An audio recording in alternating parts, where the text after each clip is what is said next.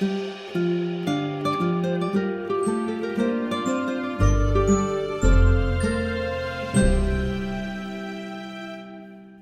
everyone. Welcome back to Adventures in Theater History, where we bring you the best stories about the deep and fascinating history of theater in the city of Philadelphia.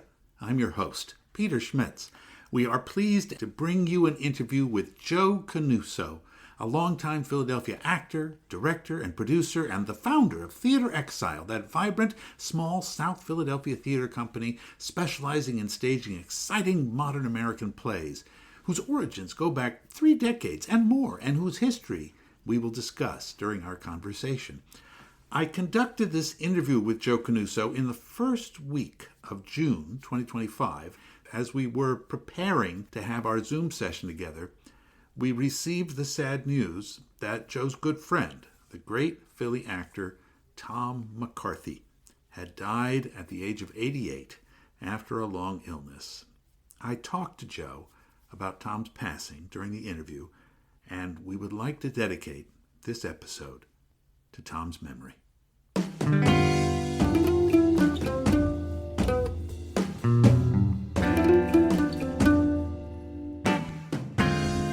We are here with Joe Canuso, the pride of South Philadelphia, the actor, director, and producer, and longtime Philly theater guy.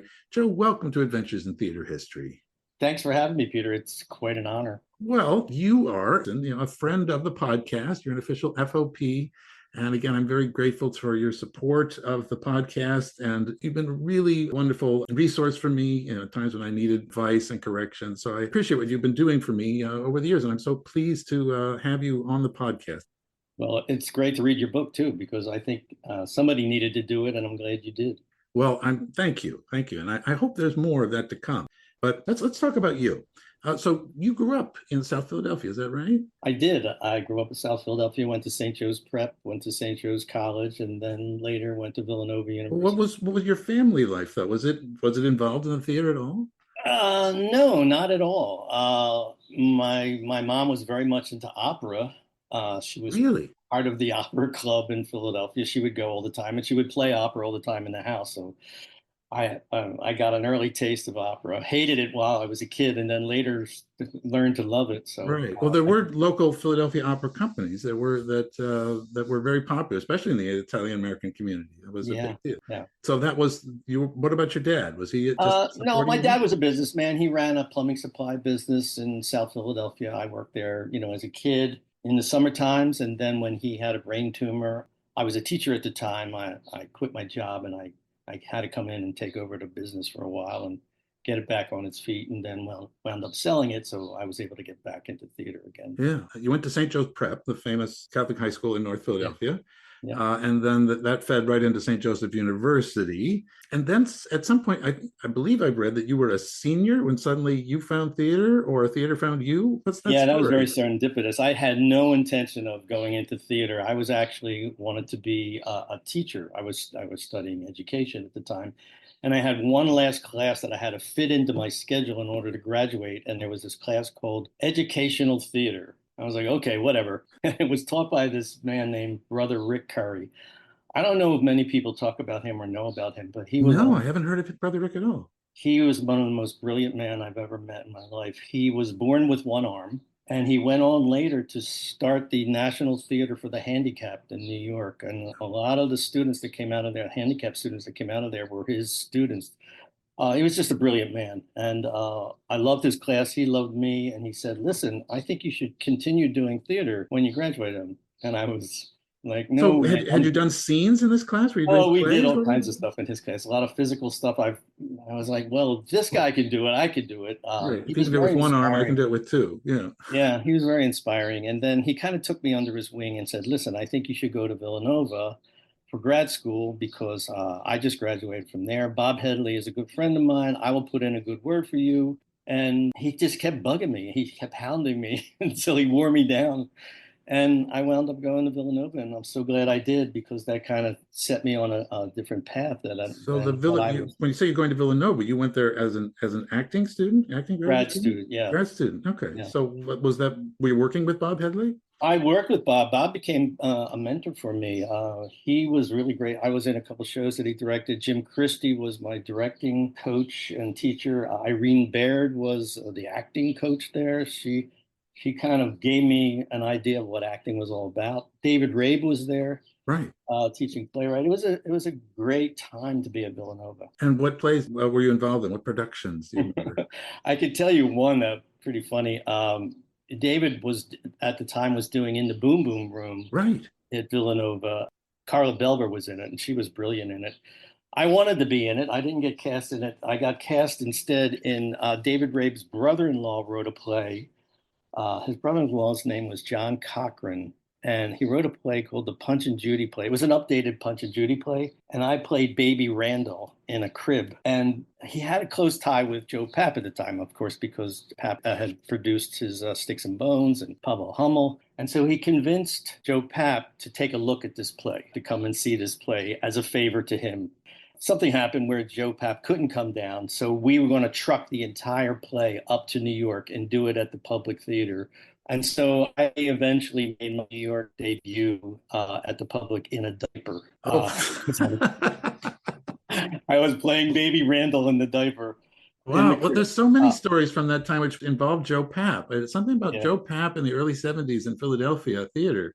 yeah. Well, there's the chapter in the book about it, of course, about him coming down to the Manning Street folk. But some reason I guess it was the David Ray was one of the reasons why he was always down here in Philly in those early 70s. Yeah, that was the connection. David was the connection. And a lot of his plays, or a few of his plays, started at Villanova. I mean, he had a close connection with Bob Headley and Jim Christie. So Well, then, so what time do you get your degree from Villanova? Is that about 74, 75? well, actually, I finished all my coursework and never did do my orals and never got my degree because at Okay. that time there were two different groups. One left with Bob Headley to do Philadelphia Company, and the other group was myself and a few other people. Mark Conti, we left to do Pocket Playhouse. So at that time, I was like, I don't need a degree. You know, I started out as a teacher in public school systems, but then I was like, no, I don't want to do that anymore. So Okay. I was like, it's time to just do some theater. Well, talk to me about Mark Conti. The Pocket Playhouse had already been something in Yeah, 1968, 69. yeah. I saw a lot of people, a lot of young people especially, were very influenced by it. They thought this Yeah. was great. But then it stopped. He stopped doing it for about 5 years. That was the first incarnation of Pocket Playhouse, and then for whatever reason, I didn't know Mark back then. It stopped, and later we all got together. A lot of the people from Villanova. We started doing acting classes with Mark, and we decided to start up Pocket Playhouse again. Well, tell me about Mark. What was Mark like as a teacher, as an influence on you? He was very intense. There was a style of acting back then that was kind of in your face, and Mark kind of embodied that. I'll give you an example. Like we did Creation of the World and Other Business, and he wanted to play God. Hmm. And that kind of was what Mark was like. You know, he was kind of like the God figure for all of us. But he was a brilliant actor and a brilliant director. So I learned a lot working with him. So in 1975, the Pocket Playhouse starts up again. And I just came across this yesterday doing a story about Angela Lansbury working out at the music fair out Yeah. in Valley Forge. And then it said at the end, oh, and by the way, she's agreed to help out at a fundraiser for the Pocket Playhouse at Yeah. the hotel. How did Angela Lansbury get involved with Mark Conti? She just let us use her name I basically see. to raise money, and we had a portrait done for her that we were going to give to her, and she said, "Give it to Carol Channing." Okay. But back then it was just trying to do whatever you could to raise money. We were just a small little theater company with no money, but we had a lot of chutzpah. Our first show that we did was in Plays and Players in that huge space. We had 27 actors on stage doing Resistible Rise of Arturo Ui. Oh, so she started by doing Brecht, Yeah, yeah, it was very ambitious. predicting the No rise of money. a fascist leader. I don't know Yeah, yeah. how'd that work out. It was great. It was a really great production. We had a lot of Yeah. great people in Pocket Playhouse. Alder Cortez, who went on to do Mhm, stuff at People's Light. Laney Robertson, who went on to be like such a great playwright. mhm. Sarah Gronzik was in it Yeah, for a while, and this 17-year-old kid named Kevin Bacon was in it. One of our right. shows. Yeah, so it was a good time. We had no money, but we had a lot of ambition. Well, I noticed you worked on Steam Bath, sort of a no exit, kind of thing of Yeah. people all in a, but a lot of people wearing bath towels, and there's a guy playing God again. There's another Yeah. God figure. Did Mark play the God figure? No, actually, that leads into the story about Miguel Pinheiro, who played that part. Miguel Pinheiro was a playwright that won the Pulitzer Prize for Short Eyes. Yeah. Colleen Dewhurst found him and turned him on to Joe Papp, and Joe Papp took him under his wing and produced Short Eyes, which went on to win the Pulitzer. And then one day, Miguel Pinheiro showed up at our bombed out rehearsal space and knocked on the door and said, "I want to be your playwright in residence." And we're like, "Aren't you a Pulitzer Prize winning playwright?" And he was like, "Yeah, but I just needed to get out of New York." Yeah, he was So he was kind of scared by what was going on in New York. It gotten violent up in Harlem, and he needed to flee. yeah, Yeah. actually, many years later, we found out the real story that he was messing around with some mafia guy's kid, Oh, and there was a hit put out on him, yikes! and Joe Papp put him on a train and sent him to Philadelphia. And we didn't know this at the time. We just thought, "Oh, this is great. This guy wants to work with us." But later, that all came out many years later. Wow. Yeah, Joe Papp again. Mark yeah, Joe comes into Papp. this thing. He's in the middle of everything. He is, apparently. But by the end of the 70s, Pocket Playhouse was over. And like other small companies at the time, like the Repertory Company and other, Yeah. stuff we covered, it just ran out of energy, ran out of money, ran out of what? Yeah, everybody kind of went in their different directions. There was like too much energy and too much talent, and Mark was not able to hold it all together. I think there was a bit of a revolution, like he was a bit of a dictator, and Mm. so people started to go in different directions, and it just kind of died of its own death. But then did what? Go back to the plumbing business for you? What? No, I wound up working for a lot of different little smaller companies that started up. There was a company called Site Installation Theater Ensemble. We did one of David Rabe's plays in the Boom Boom Room, but we did it in an actual go-go bar in South Philadelphia with actual go-go dancers. No kidding. Yeah, and then we did Life's a Dream with Maggie Siff was in it. We did a bunch of site-specific things. I was in a couple dance companies. I wasn't really a dancer, but I was in South Street Dance Company for a Right. while. Dance Fusion, which was started by Chaim Potok's daughter, Rena Potok. And so, it just bounced around doing different things with different small little companies. Well, so what's your impression as Philly theater begins the 1980s? I've been asking a number of people this. What did it feel like? Did it feel like this was a plane that was taken off? Or this was a place? Did you ever say, I got to get out of here and try working somewhere else? Or was it always, I'm going to make my patch here? Yeah, for me, I never felt like I wanted to leave Philadelphia because Philadelphia was my home. I know a lot of people did. That was the problem back then. A lot of actors were leaving town because there wasn't enough work. And I think that's why we had that explosion in the 90s when the Fringe came along, that Mhm. a lot of these little theater companies started up, like Theatre Exile, that came out of the Fringe because there was not a lot of work to be done. And so you had to make your own work back then. Philadelphia, Nick Stuccio and Eric Schaefer and others start up the Philadelphia Fringe Festival in the mid 90s. And this Right. is about the time when a lot of things are getting organized in Philadelphia theater. The Barrymore Awards organized. Right. And so there's a feeling of momentum and velocity going on. The Fringe Festival was always in late August, early September. What was it about this new organization that just inspired everyone to say, "Hey, we can put on a show for this"? Was it just that the access was so easy? The barriers were so low? I mean, it was very well organized by those guys in Old City to find spaces for people to experiment. And I think what came out of that was a sense of we could try things. We don't have to do the old standard stuff all the time. And there is an audience for it. Because at that time, nobody knew whether there was an audience for experimental theater or avant-garde theater or off-the-wall theater, because most of it was pretty traditional stuff and there was no roadmap that anybody had given us. So when the Fringe happened and we saw how successful that was and how people were coming out of the wall to see these little shows, I think it inspired everybody to say, "Hey, we could keep this going during the year. We don't have to just do it at the festival." And that's what most of us did. We wound up starting different companies. Well, one of the in 1997, you did a show that just sounds like it was sort of called Live at the Apollo Diner. Yeah. Tell us about that show. Well, at that time, Stuccio came to me and he said, "Listen, I have this diner at the corner, and no one's using it at night because they're only there during the day." He said, "Can you come up with a show to do in this diner?" And not knowing what I was going to do, I said, "Sure, no problem." And then I went back with our group, and we were like, "What the hell are we going to do?" So And this is literally a little hole in the wall. It's a little, it was a tiny little space. yeah, It might have held 50 people. right. And so we decided to do King Lear, a version of King Lear in the diner with the three females playing the waitresses. Harry Philip Bosian played Lear as the owner of the diner, the father.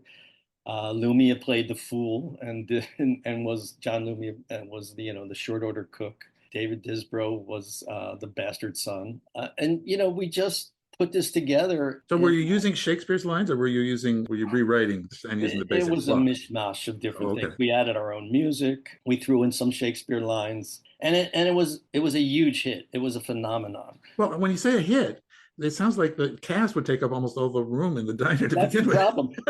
When you have that small, or that's the good thing. When you have Yeah, that small of a venue, you're always successful. So there right. would be lines around the corner, and people were trying to watch it, like through the window. But it did kind of put us on the map a little bit, because the word got out about it. And I have to go back. I was talking to Catherine Fritz last night about Costume designer Catherine Fritz. So I'm going yeah, to, right. Catherine and I were talking about. She said, "Well, who was the big influence back then?" I said, "Aaron Posner really helped us get off the ground So because Aaron Posner was one of the three founders of the Arden Theater, which yes, had and just then started in Old City as well. It just moved yes, from what now the a Lantern little bit Theater. before Yeah, us. yeah, yeah. But he had a lot of connections to a lot of the funders in the city, which I did not have, and he hooked me up with a lot of them, and a bunch of them came down to see live at the Apollo Diner, which was great, and that kind of got us started in the funding area. Well, when you say the funders, who was ponying up the money back then? Who was Well, there doing it? was the Pew, and I remember there was Helen Cunningham. There was private donors, a lot of people like that. I'm not sure if Who Leonard was Haas. who was your biggest angel? Was it the Haas family who had The been? Haas family did have a lot to do with us getting Yeah, off the ground, but they had been supporting theater since the 60s and 70s. They've always been. they were great. Thank God for them. We wouldn't all be around if it wasn't for them.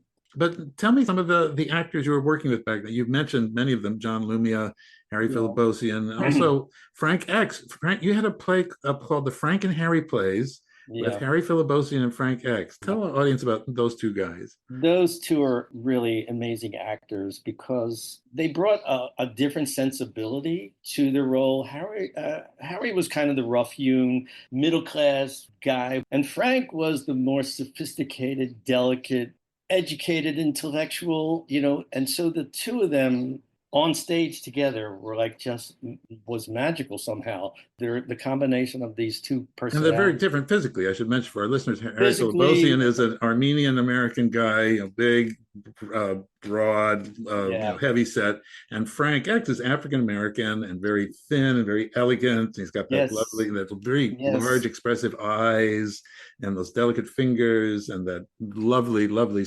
mellifluous voice. Two very different types. But were they already partners in some way? Were they? No, no, No? actually, Had you brought them at together?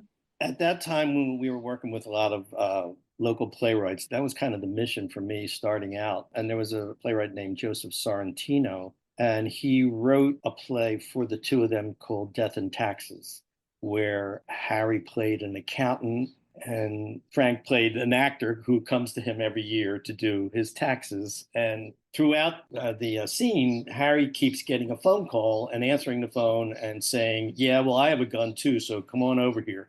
And poor Frank is sitting there, like his eyes get really wide, and so this goes on for about 20 minutes back and forth with Frank getting more and more nervous as Harry gets more and more aggressive on the phone with this man, until finally there's a knock on the door, and they all stop and they freeze. Play ends there. Okay. But it was such a popular show, and people just loved the combination of the two of them working together that we brought them back. The next year, we brought three little Frank and Harry plays that Joseph wrote for that Fringe, and so it just became like an ongoing Frank and Harry scenes that we would just keep bringing out every once in a while.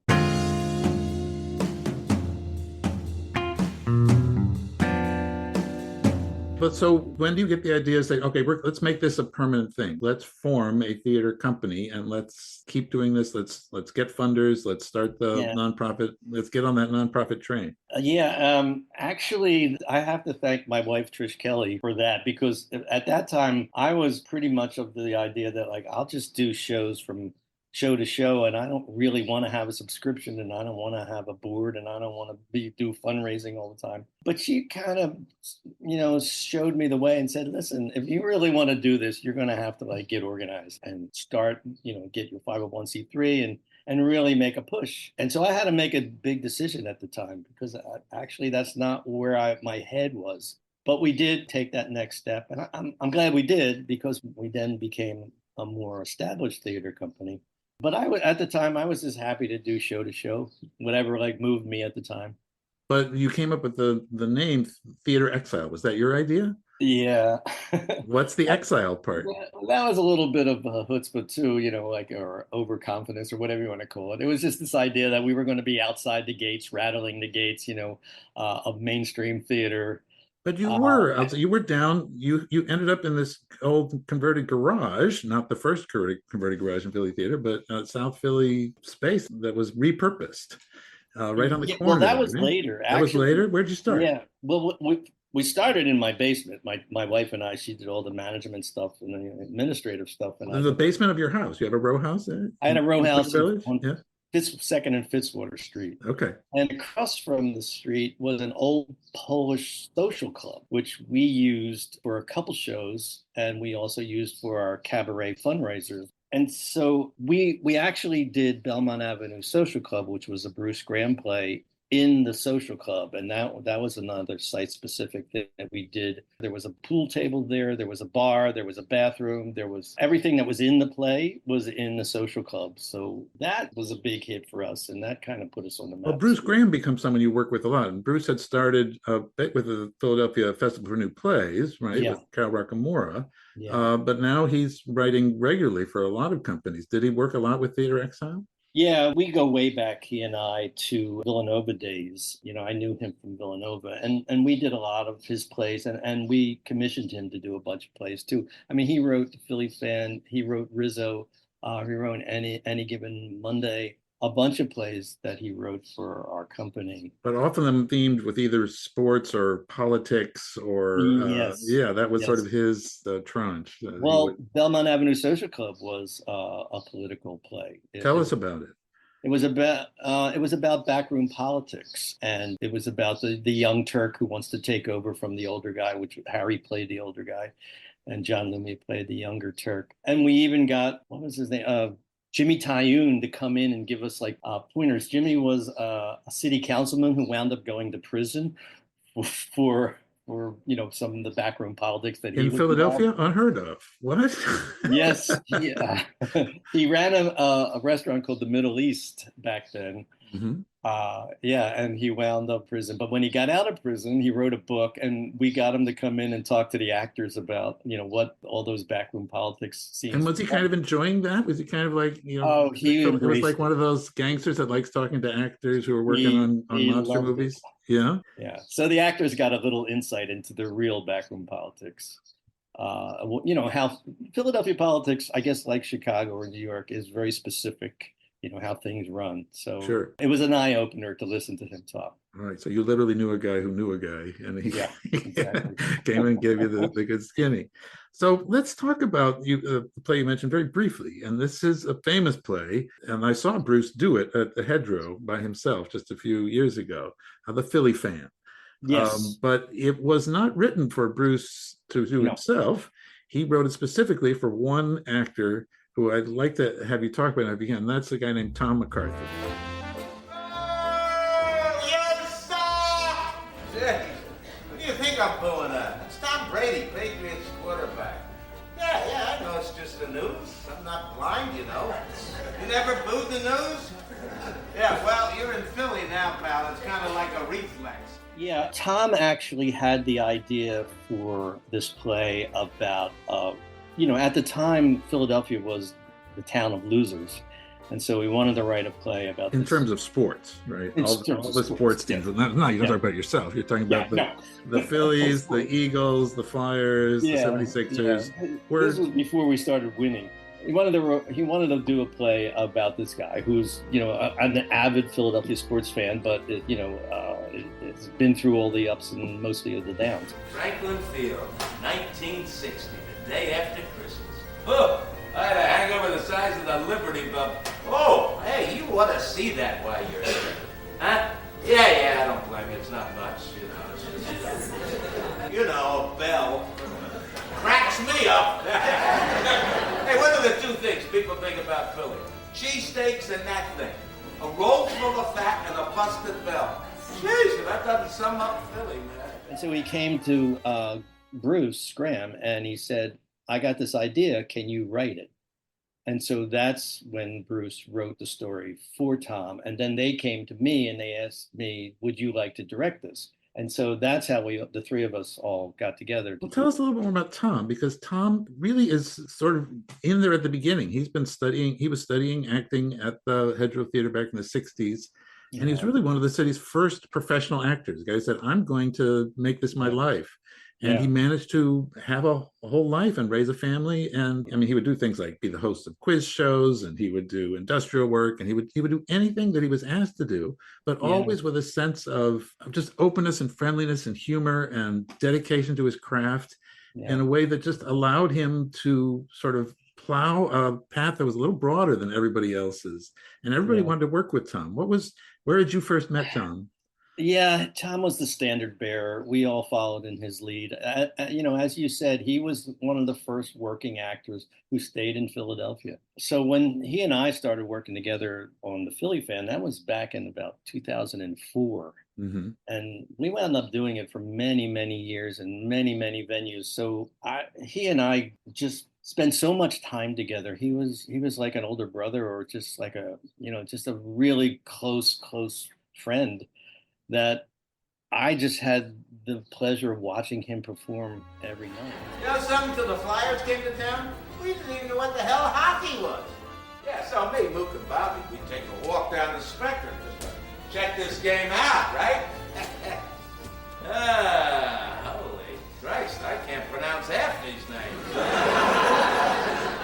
Yeah, I know, but they speak English in Canada, don't they?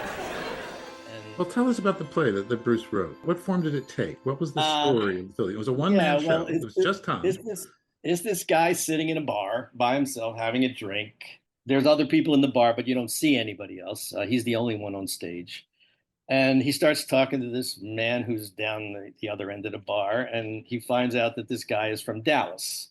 Uh-oh. And if you know Philadelphia sports, you know that people in Philadelphia hate Dallas. Hate anyone from Dallas. But he befriends this guy from Dallas, and he starts telling him this story, the history of Philadelphia sports, and why we're belligerent at times because we've been losers all these years, and now we've got this edge to us. And Tom has a way of telling a story and making it joyful, even when he's talking about things that are upsetting for him. Now, what I'm trying to say is, what's the word? It's kind of ingrained. That it? Yeah. When I was a kid, you just booed when you didn't like something.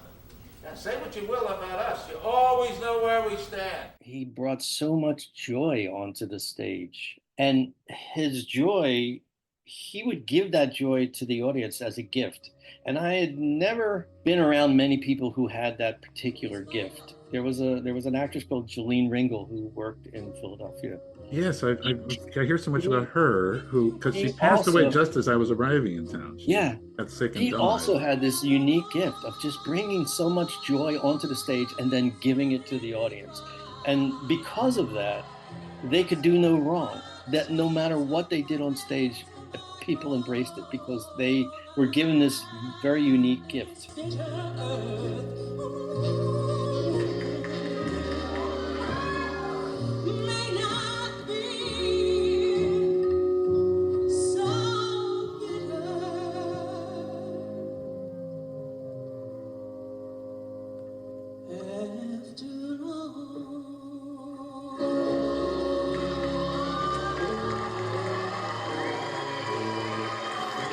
tell you that, going back to the Philly fan, the very first night that we did it, You did it at the Mum Puppet Theater first, right? we Robert did. We Smythe had did a it. little theater there on Arch Street, and it was Yes. just one Yes. weekend, right?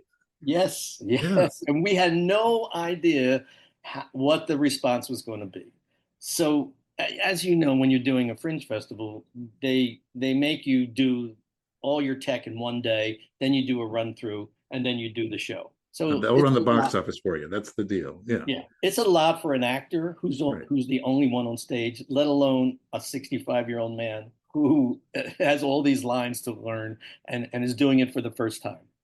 So we did the run through, and Tom was really struggling. I could tell that he was tired and he was fighting it. And so I said, "Listen, Tom, I'm going to have the assistant director sit under the bar with the script. If you need a line, he's going to feed you a line." He's like, "Okay, all right." So about 5 minutes into the show, Tom goes up, and I hear the guy behind the bar whispering, and Tom's going, "What? What?" And finally, he gives up and he says to the audience, he said, "Talk amongst yourself. I'm going to go get the thing."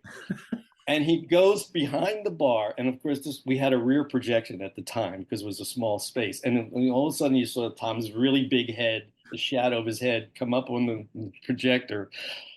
And he goes back to the dressing room and he gets the script, and he comes back and he throws it down on the bar. And he's like, "I got the thing."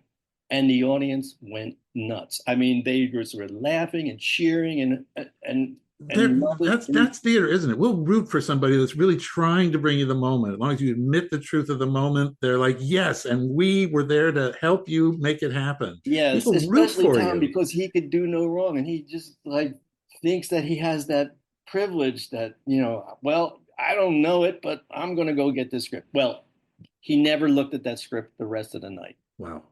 Yeah, but that's Tom. I mean, he was a consummate professional. So over the course of the play, the character playing, tells the whole story of the Phillies and the Eagles and all the times that he went there. He tells specific true sports stories about either sitting at a bar or sitting in the stands, and why this great disappointment happened and this great disappointment, and you end up rooting for this person. You root for an underdog character at the end, and he ends up even sort of befriending this imaginary Dallas Cowboy fan and winning him over. And then so you do it for that one weekend, and then somebody says, "You got to do that again." That was amazing, right? Well, we realized that this is going to be a moneymaker.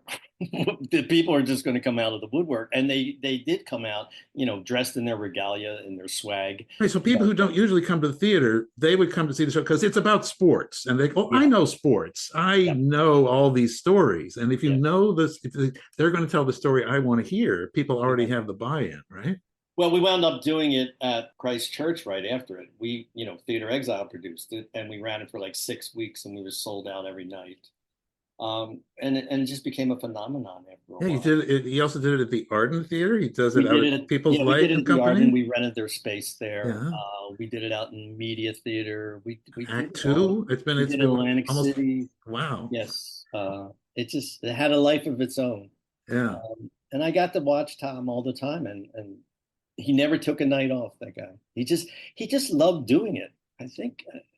He never said, "I'm tired of doing this. This is like the 2000th time that I've done it." No, never. Well, I know that Tom became a really close friend of yours, and I know that in recent years, you often had a conversation with me saying you really ought to go out and talk to Tom, because Tom was by that point retired. He was in Sea Isle. He had moved. He had a house in Sea Isle and a house in Philly, but then the family moved down to Sea Isle permanently. Okay, down the shore, as we say. Yeah, down the shore. He was kind of isolated down there, so I tried to go down and see him whenever I could. And he would call me on the phone all the time, which was really great. He goes, "Tell me some news in Philadelphia. What's going on? Give me some gossip." Or he would say, "Is there any work for me?" And I was like, "Well, Tom, I wish." So, he wanted to stay connected as much as he could, but it was hard because he was down there, in the wintertime and not a lot of people around.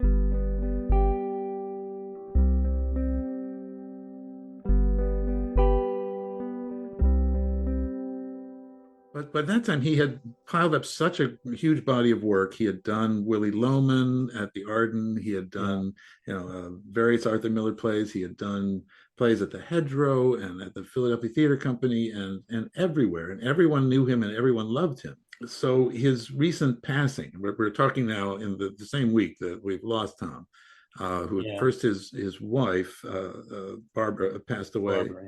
Passed away a few months ago. And when that happened, all of us thought like, oh, now that Tom can't be far behind, because that's just a blow that it's going to be hard to recover. And he'd been struggling with pretty serious health issues for the last few years. Yeah, that was the hard part, because I've known Tom for so long and I've known him over the years. And once he got Parkinson's, watching the slow decline, that was really hard to watch. And, it's only been a few days, so everything is still fresh. Yeah. All those feelings are still fresh right now.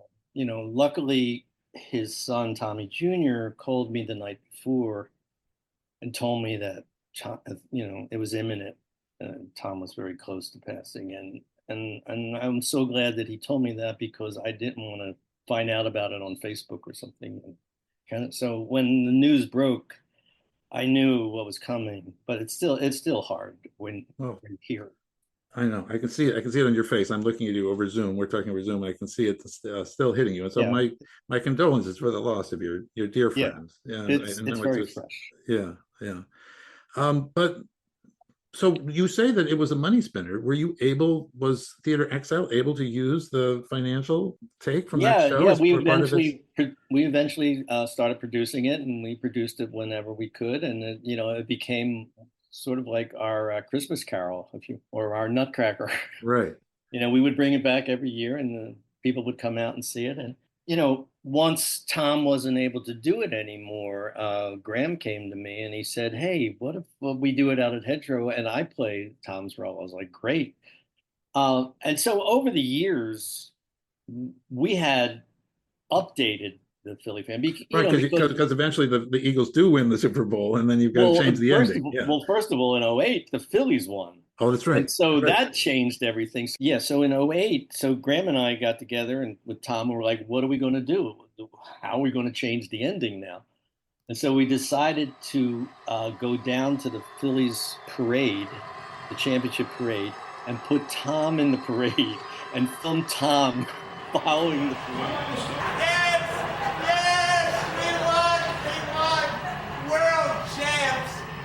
There, still got my tickets. Which was really brilliant. My daughter Nicole did the video of it, and so you just walked into the middle of the parade without asking? Yeah, he just got in the middle of the crowd as the parade was ending, and he followed them down, and then he turned around, and with as only Tom could do, he turned to the camera and goes, "Yeah, great, but when are we gonna win a Super Bowl?" So that was the ending, the new ending that we did. Then we won the Super Bowl, so we had to do a new ending for that one. Did he get into that parade as well? No, he didn't. We didn't put him in that parade. We just changed the ending a little bit. But unfortunately, he wasn't around. Well, he was around, but he wasn't acting when they won the second Super Bowl. So I guess we would have incorporated that. But when Graham did it at Hedgerow, we did incorporate that into it. Right. But so by this time, Theatre Exile did have a home. When did you find a physical home for Theatre Exile? Why did you decide to make it a place rather than one of those companies which floats from place to place and doesn't have its own stage? Yeah. Well, my wife, Trish, is a real estate agent. Yes. Trish Kelly, by the way, I should mention at this point, the real estate agent for Philadelphia Theatre. There are so many people who have homes in the city, thanks to her. It's interesting you said that, Peter, because we were talking about when did everything change? When did actors stop leaving Philadelphia to go to New York? Well, it happened for a bunch of different reasons. One of the reasons why it was because all these little theater companies started springing up and people started working more steadier. But the other reason was that they started working, and all of a sudden they were able to buy a home, which was unheard of back in the day, that a working actor could buy a house in Philadelphia. No, you're always renting an apartment and thinking that I got to sublet this when I moved out of town, or that but there are a lot of Philly people were getting married to each other. Hey, Yes, you know, yes. And so Trish there's was finding them houses, and right. that was the thing. She was working mostly with actors who had never bought a house before, and she would walk them through the entire process, and she kind of mentored them through it. And a lot of people stayed in the city because she was able to get them a house somehow. And so there's a lot of reasons why the explosion of Philadelphia theater and why people stayed, but that's one of them. So, but she also helped Theatre Exile find a place too. She did. She helped us find a spot. There was an abandoned building down in South Philly that there was a politician, I think it was DeChico, was looking at as possible his office, and she was showing it to him, and then he finally bailed on it. He decided he didn't want it, and she said, "We got to jump on this right away." And so we worked out a deal with them, and there was offices there, and then there was a garage in the back, and the garage became our rehearsal And this space. is on the corner of, what was it, It was 13th and Reed. 13th and Reed, right? 13th and So Reed. right And across from the park there. yeah, basically Christ Church was our home where we were doing most of our plays, but we were rehearsing So in, again, I need to sort of sub reference of Christ yeah, Church is this 18th century church, which is right there on Second and Market, and there's a settlement house behind it that was built in the early 20th century, which has yes, since has its own theater space up on the third yes. floor. So it's a great sort of alternate theater space. So you're not actually in the church; you're in the rectory building. But then you find this space down on 13th and Reed, and it's literally got oil, stains on the concrete and Oh everything. yeah. And you Yeah, it go, smelled like a garage. yeah.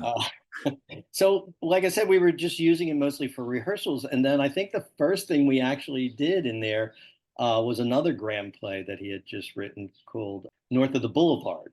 The play takes place in a garage. Yes, I saw that. Yes. And Scott So Greer we played didn't the have, so mechanic. Yeah. actually we had to turn it back into a garage. Matt Saunders is a brilliant set designer. He helped turn that back into the garage that it was when we first got it. And we did the play in the garage. Wait, I'm Yeah. confusing with Matt Pfeiffer. Oh, Yeah. well, we didn't even talk about Matt Pfeiffer because Right. Matt Pfeiffer was one of the early people who came into Exile that I brought in, and it was really Matt and I who developed the style of acting that became the Exile style. Because at that time there were so many little theater companies that were springing up, and you had to have a hook. You had to like a way to distinguish yourself from the other theater companies. Like 1812 was doing comedy, and Brad Productions were doing like zany cabaret type stuff. And so we started just doing mainly dark comedies with a certain acting style that we like to call living in a moment of truth. And it was not very stylized, it was just very raw. And it became the Exile style of acting, and people came to know our style and the type of theater that we would do, and so that let us distinguish ourselves a little differently from the rest So of the often very gritty subjects, often working class yeah, characters, yeah. often new plays, but sometimes you would do a Little Mammoth, or you do plays that had some success in New York. Like I remember seeing The Whale. Yes. Yeah, and Campbell O'Hare doing the daughter in that. The first time I Oh, ever saw her act, an amazing job. And Scott she was Greer is great. doing the main character in a big, enormous, suit to look like he weighs 400 pounds. Scott was amazing in it. And later we got Scott to play Rizzo when we did the Rizzo play. Yeah, well, that fits right in with the Philly fan. Again, that you're appealing to a Yeah. sort of a certain Philly sensibility. Yes. And people like Tom and Harry and Bill Rahill and Matt Pfeiffer, we all grew up in Philly. And so Bruce Graham, there's a certain sensibility that we understand. It's a shorthand. And when Bruce writes a play, we all know what he's talking about, and we all know who those characters are. And I think that served us really well. And so by the 20 teens, you're now nearing the age of when a lot of people think about retiring. When did you decide that it's time for me to hand this off or to pass this on? I'm ready for someone else to take the reins here. Yeah, I guess after 20 some years, you get to a point where you just feel like it's time to move on.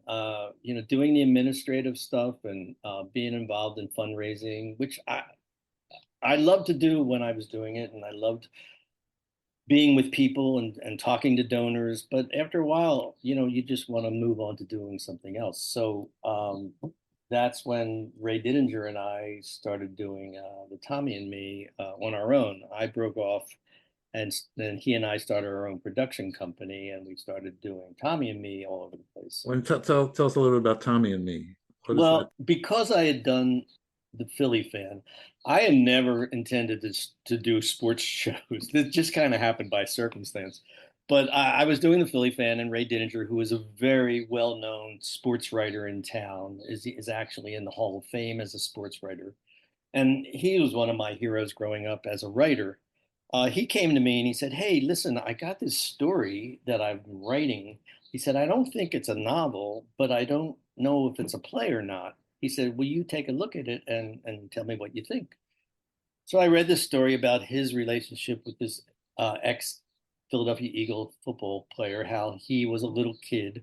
And when he was growing up, Tommy McDonald was his idol. And he would go as a little kid and get his autograph. And then he would carry his helmet from practice.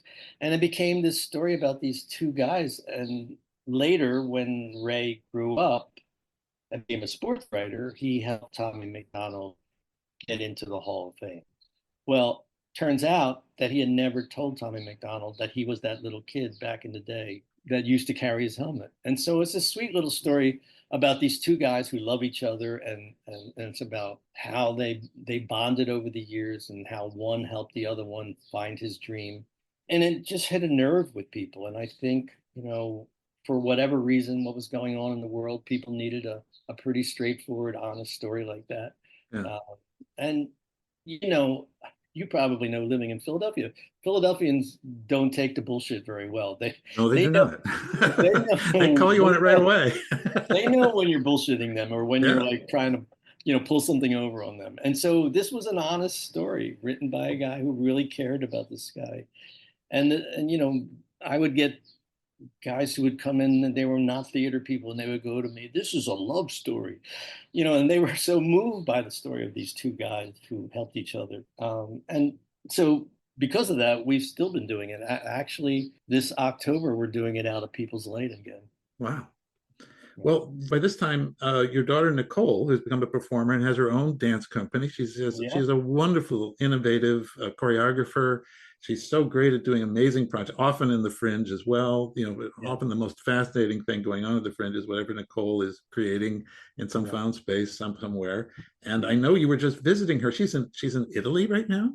No, we just got back. She got a residency in Genoa for 5 weeks as a choreographer, which was really great. So I went over to meet with her when her residency was over, and we traveled around for a little bit. Well, that sounds wonderful. You're doing a lot of traveling now in your retirement years. Every time I look on Facebook, you're semi-retirement. No one's ever truly retired in this business. But you're often, I see pictures of you and Trish. You're in Mexico, you're in the South Pacific, you're in Italy. That's nice. Well, the reason for that is the other job that my wife had was she used to work for the airlines, and she used to work for US Air and then American. And now the two of us fly for free. So that's the reason you might see us traveling more than most people, is because we can fly for free. Okay. Obviously, that's the mistake I made. It's a nice perk to have. Yes, it is. But now let's sum things up a little bit if we can. Looking back on the whole arc up to now, let's not say it's over, but let's say up to now. What do you see as the real story of how modern day Philadelphia theater developed? I think looking back on those days of the early Fringe, when things kind of exploded then, and all these little companies started springing up, I think what distinguished us, and people from other cities also said this, is that there was such a camaraderie among all those companies. There was a way of working together that other cities didn't have that connection. And maybe because we all kind of started at the same time and we all kind of knew each other and had worked at different places before that, people were always jumping from one company to the other to help out in whatever way they could. And I think that was kind of the key to our success back then. And actors from other places would come and they would say the vibe here is just so positive. Like there's no backbiting. There's no people like trying to stab each other in the back, or it's not as competitive as some other places. And I think that's what helped us get off the ground and develop, until we could, run.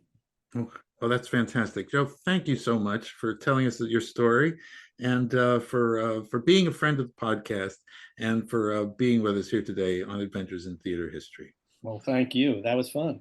All right. Talk to you again soon. Bye.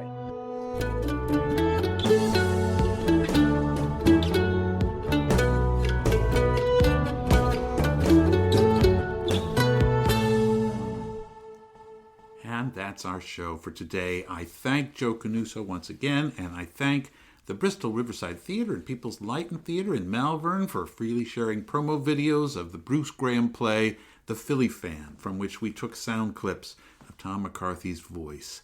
The recording of Jeline Ringel singing the song This Bitter Earth was made with Andy Bresnan and the Big Mess Orchestra at the Trocadero Theatre in Philadelphia in 2001.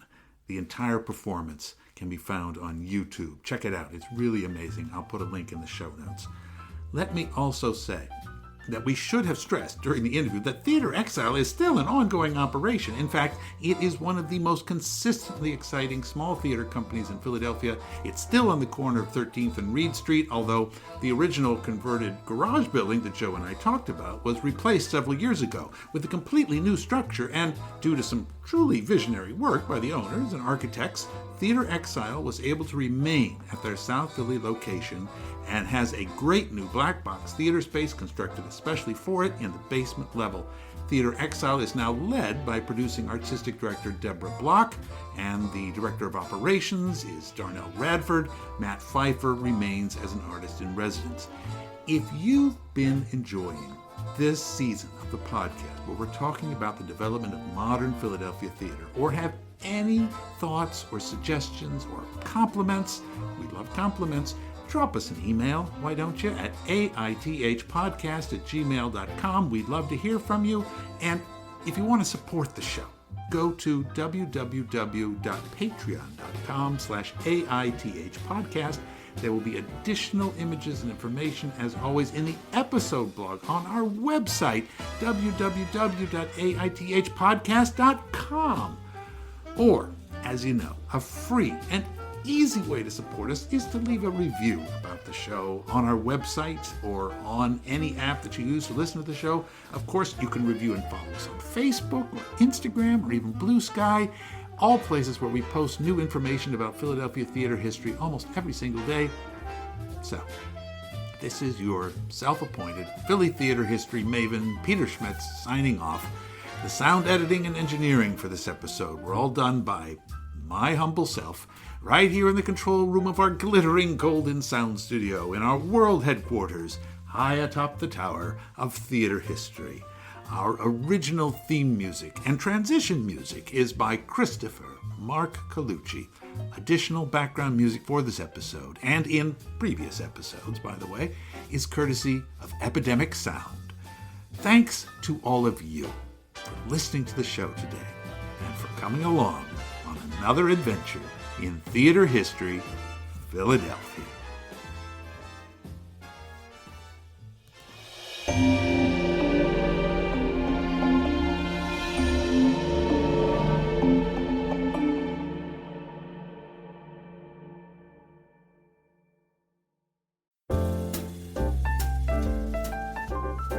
Hi, folks. If you enjoyed listening to this podcast episode, you might certainly want to check out the book I wrote. It is also entitled Adventures in Theater History, Philadelphia, and is published by Brookline Books, a division of Casemate Group. This book is a feast of short chapters covering every major era and major figure of theater history in the Quaker City, with lots of surprise appearances by many historical figures that you might not expect to find there. Everyone from Oscar Wilde to Muhammad Ali. Order it at your local independent bookstore, and of course, it's also available at large brand name bookstore chains and at all major online booksellers. Just search for Adventures in Theater History, Philadelphia. Of course, you can also literally check out this book at many local libraries. If it's not in their collection already, ask your local library to obtain a copy, and then you can read it at no charge. Or you can do what I did, buy a copy of the book and donate it to your own favorite local library so you can share the gift of fun and fascinating theater history with others. We love libraries and librarians and all they do to keep things civilized in this crazy world. In fact, on Sunday, June 29th, I will be appearing at the Brookline Books stall at the 2025 American Library Association annual conference and exhibition at the Philadelphia Convention Center. If you're a librarian or a fan of libraries and are coming to the ALA, please be sure to stop by and say hello. Thanks.